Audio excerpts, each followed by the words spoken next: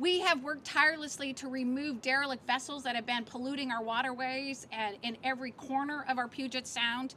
And we have enormous work now to lean in and remove our derelict aquatic structures, like the one we're standing on right here. Dickman Mill behind me is what we are calling one of the Filthy Four projects. It means it's one of our top priorities when it comes to removing polluting and unsafe structures on our waterways. The other three projects are Triton America Pier in Anacortes, former High Tide Seafood Pier in Neah Bay, and Ray's Boathouse Pier in Ballard. Here at Dickman Mill, you can see approximately 1,200 creosote pilings, which have been leaching cancer-causing chemicals since they were installed in the 1890s. We have been working to make sure that we could reduce that kind of toxics into our waterways, but the fact is these pilings need to be removed as soon as possible so we can actually restore this area to healthy waterways and healthy salmon habitat, and also critical ability for people who are recreating and in these waterways, because it is more about safety as well, not just for our salmon, but also for our people.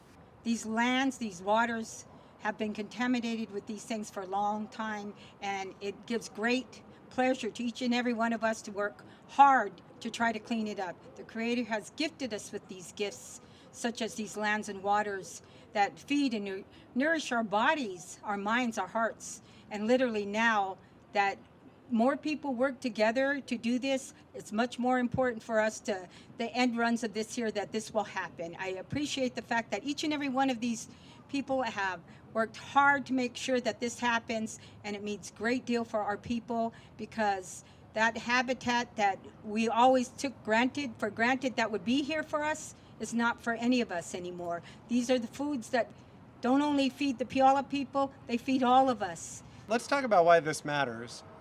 This matters to everybody who cares about recovering our salmon and recovering our orca.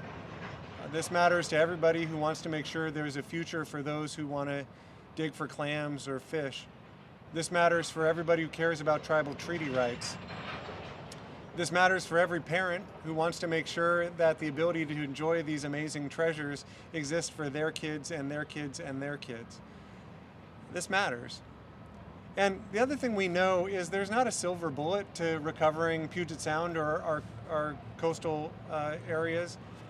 There's a whole lot that needs to happen. We need to focus on habitat restoration. We need to focus on stormwater recovery. We need to get some of the toxic substances that are flowing into our bodies of water out. But we also know that there are these structural areas, these derelict structures that absolutely contribute to the problem, and we have to solve for that as well.